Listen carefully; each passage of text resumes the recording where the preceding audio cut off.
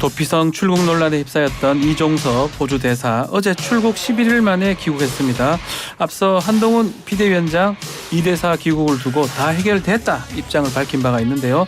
더불어민주당은 최상병, 이종섭 쌍특검까지 꺼내들며 정권 심판, 파상 공세에 나서는 모습입니다. 관련 내용 포함해서 총선 현안까지 더불어민주당 김병주 의원 모시고 얘기 나눠보겠습니다. 의원님 안녕하십니까? 네, 안녕하세요. 네. 자, 지역구 선거 활동도 바쁠 건데 이렇게 나와주셔서 너무너무 감사드리고요.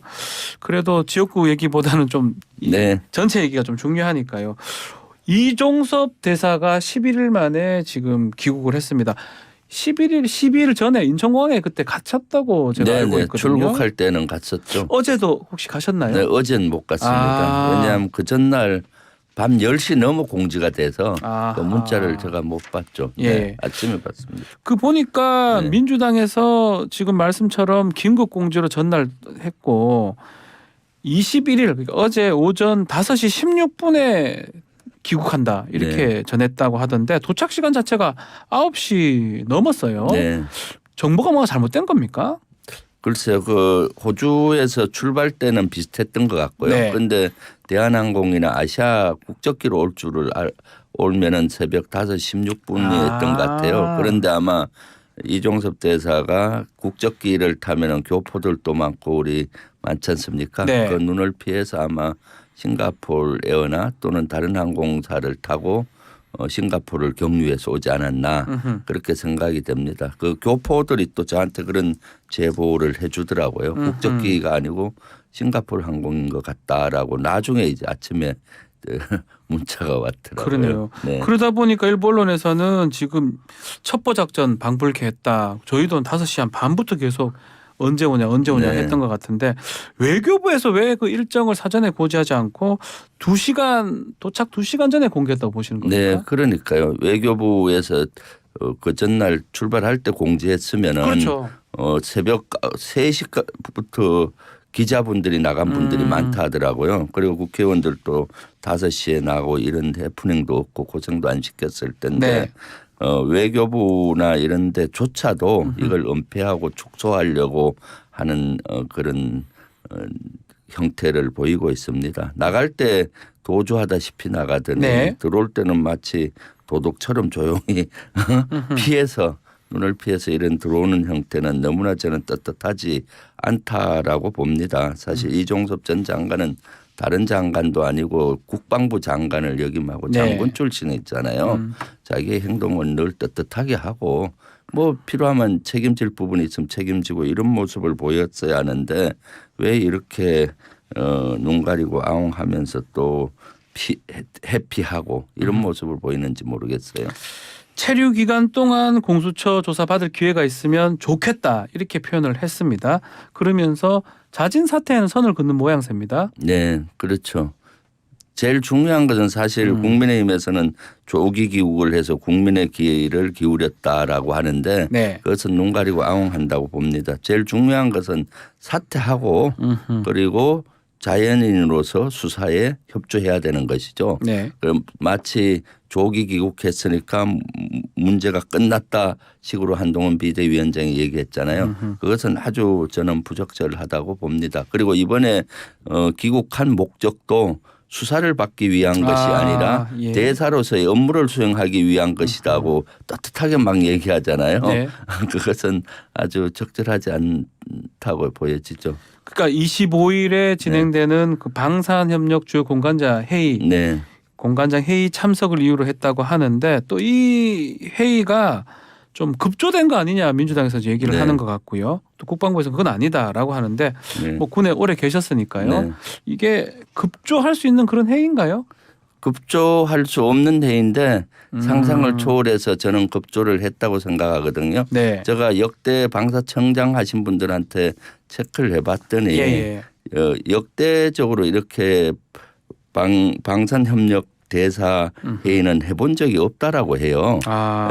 이런 회의를 할 경우는 공관장 회의할 때 예전에는 문재인 정부 때나 이럴 때 보면은 네. 한 2시간 정도 방사청장이나 방사청 차장이 가서 브리핑을 하고 브리핑 정도. 그다음에 예. 이제 질의응답 받고 그리고 가끔은 이제 대사들이 그 방산 현황을 알아야 되니까 ADD를 견학하는 정도로 끝났다고 합니다. 이번에는 아마 그 4월 달에 4월 하순에 공관장 회의가 있잖아요. 대사들 그때 그런 계획이 좀 있었을 것 같고 그거를 이제 부랴부랴 땡겨서 이렇게 방산협력 뭐 대사회의를 하는데 예. 지금 우리가 수출하는 나라 한 20개국입니다. 네. 근데 주요국 6개만 이번에 불렸다 하잖아요.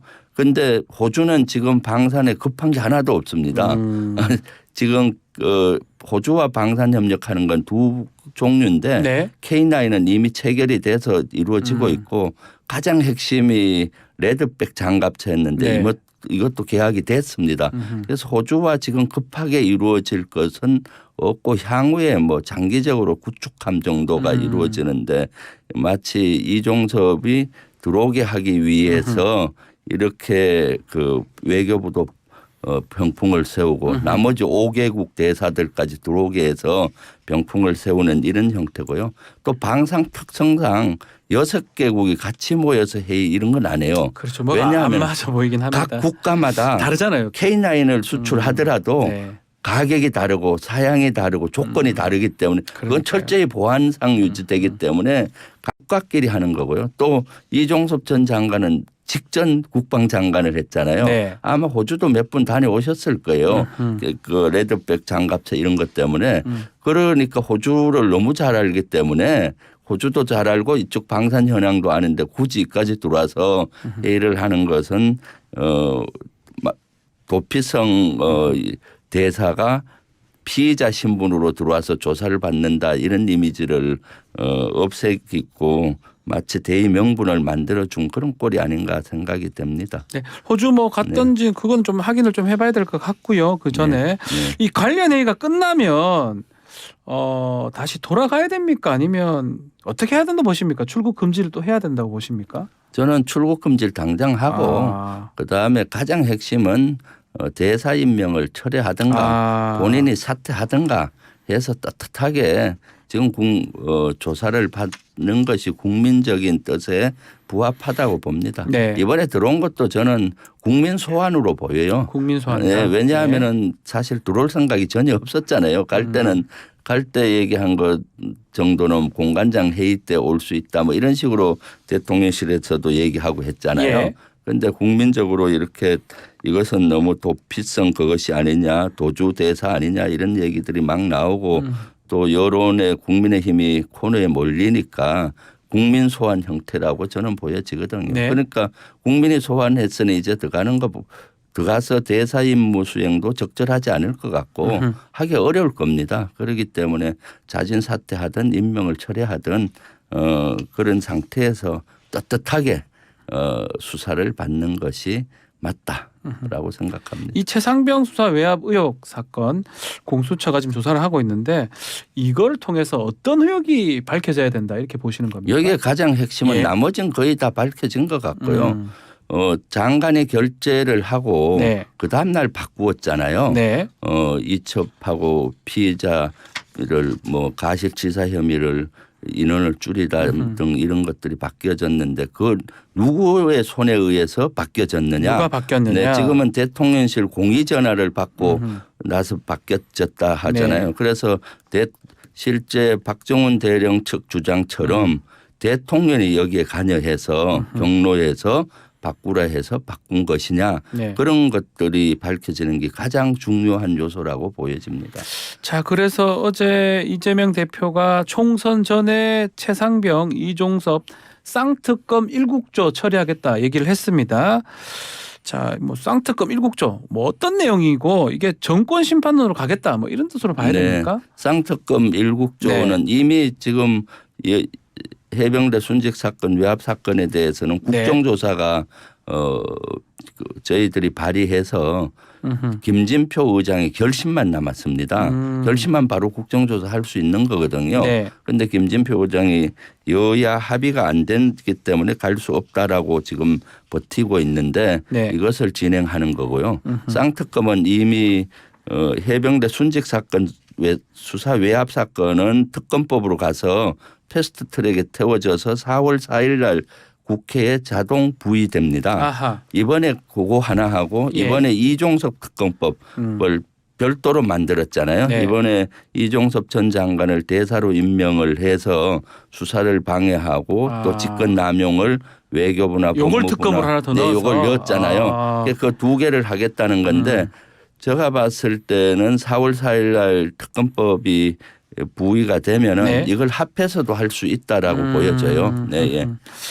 자, 국민의힘이 이거 받겠습니까? 그리고 또 계속 사안 나올 때마다 이거 특검한다고 하니까 또 역풍 우려도 있을 것 같기도 하고요. 저는 국민의힘이 안 받더라도 이미 네. 4월 4일 뒤 되면은 해병 순직 사건, 외압 사건은 패스트트랙이 세워졌던 게 국회에 자동 부의되기 예. 때문에 이것은 국회에 이미 결의를 해야 되는 거고 그래서 방법은 이종섭 특검법은 물리적으로 어려워요. 사실 네. 기간상 21대가 5월에 끝나니까. 그렇죠. 그래서 저는 기존에 태워져 있던 해병 순직 사건 특검법에 일부 보완을 해서 네. 같이 하는 방법이 있죠. 그렇게 하면은 충분히 21대에 가능하다고 보고 국정조사는 김진표 국회의장께서 지금 이렇게 국민적인 열망 의혹에 대해서 국민은 밝히라고 명령하고 있잖아요. 네. 그리고 대사로 나가 있던 이종섭 대사도 11일 만에 소환하고 있지 않습니까? 국민 소환.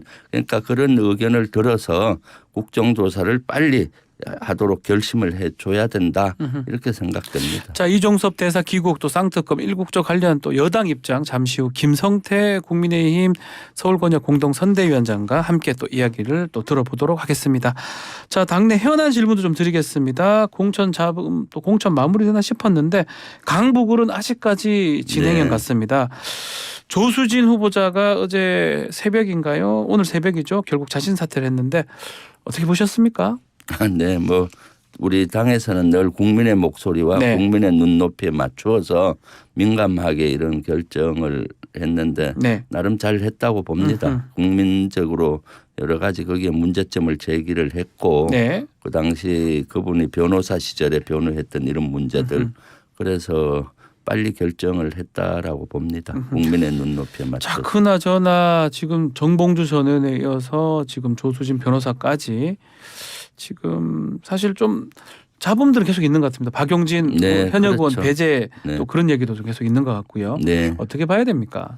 저는 이것은 오늘 안규백 전략 공천위원장이 모 언론에 가서 인터뷰를 하셨더라고요. 그래서 여기는 전략 공천구가 되고 네.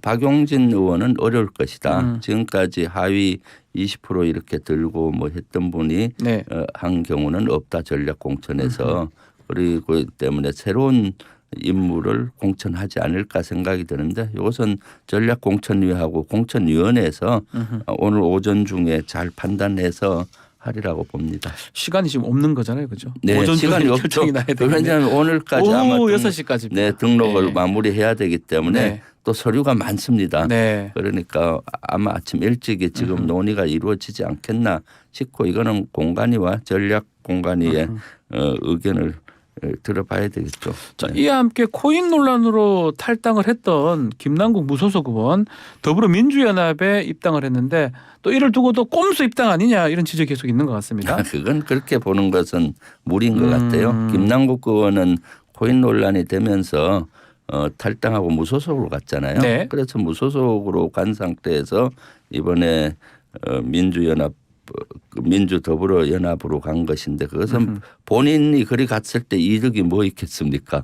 본인이 뭐 국회의원 나오는 것도 아니고 예. 그래서 본인은 실제 백의종군의 심정으로 한다고 했는데 그건 있는 그대로 받아주는 게 좋을 것 같습니다. 왜냐하면 본인이 거기 국회의원을 되기 위해서 비례대 그렇죠. 간 것도 아니잖아요. 그리고 또 당을 바꾸었다가 나중에 본인은 다시 민주당으로 돌아오기를 원할 텐데 그것이 뭐 도움이 되겠습니까? 네. 큰 의미는 없을 것이다라고 네. 말씀 주셨는데 조수진 뭐 후보자나 김남국 의원 또 양문석 후보자 등등 지금 민주당의 뭔가 도덕성 문제를 좀 언론이나 또 국민의힘에서는 좀 문제 또 공격 포인트로 삼는 것 같습니다. 앞으로 뭐 민주당 차원에서 또 이재명 대표가 앞으로 어떤 행보를 보여야 된다고 보십니까? 저는 뭐 거기 도덕성 문제는 크게 없다고 봐요. 그건 잠시 잡음이 있는 거고 네. 그것은 큰 흐름은 지금 윤석열 정부의 심판론으로 네. 가고 있지 않았습니까? 이번 공천에서 보면 저는 이번 민주당 경선엔 큰 흐름이 있었던 네. 것 같아요. 대부분 됐던 분들을 면면을 보면은 그동안 윤석열 정부와 누가 잘 싸워왔느냐. 앞으로 윤석열 정부의 폭정과 폭주에 누가 맞서 잘 앞으로 싸울 아하. 것이냐. 그런 기준을 가지고 우리 지지자분들과 국민들은 선택했다고 봅니다. 그것이 결국은 시대 정신이구나 하는 생각을 하고 있고요. 거기에는 저도 포함이 된다고 보여져요. 네. 네, 네. 그래서 지역구 얘기를 한번 해보겠습니다. 네, 네. 최근에 그 진보당 후보하고 단일화를 했대요. 네, 네. 김진만 후보인가요? 그렇습니다. 단일 완료가 된 겁니까? 네, 완료됐습니다. 예. 민주개혁 진보 세력, 진보 연합에서 실제 결의를 했잖아요. 네. 단일화하는 걸로. 그래서 큰 차원에서 당에서 그렇게 했기 때문에 저희 지역구 남양주 을 진접별내 오남에서도 네. 김진만 후보가 진보당 후보였는데 단일화를 해서 저도 단일화를 했습니다. 자, 국민의힘은 곽관용 후보자입니다. 네, 혹시 네. 보신 적 있습니까? 아이고 요새- 자주 봅니다. 요새 왜냐하면 중에? 행사장 가면은 항상 같이 보고 예. 하죠. 그래서 자주 얘기도 나누고 그렇습니다. 어떻습니까? 뭐 젊은 아주 후보 젊은 알고 있습니다. 예. 정치인이고요. 아주 열정을 가지고 열심히 유세 현장을 누비면서 아주 열심히 하는 후보입니다. 인간적으로는 뭐 그렇게 거리가 멀지 않고 가까이 지내고 아하, 있습니다. 예. 그래서 선의의 경쟁을 열심히 펼치자 그렇게 서로 얘기하고 있습니다. 그래서 남양주는 그동안 어느 지역보다도 좀 그런 선의의 경쟁을 펼쳐서 깨끗한 정치 크린 선거를 해볼 예정입니다. 더 깨끗하게요. 네네. 시간 이제 10초 정도 남았는데 남양주 뭐 마지막에 하고 싶은 말씀 있습니까? 뭐 시급한 현안이라든지. 뭐 아닙니다. 예. 4월 10일은 사실은 저는 심판의 날이라고 봅니다. 그리고 윤석열 정부 폭정 폭주에 심판하고 남양주 을 차원에서는 희망의 날이 될 거라고 봅니다. 저 같은 훌륭한 추진력 있는 사람이 돼서 남양주를 발전시켜야 된다. 네, 알겠습니다. 감사합니다. 오늘 말씀 여기까지 듣겠습니다. 김병주 더불어민주당 의원과 함께했습니다. 감사합니다. 네, 감사합니다.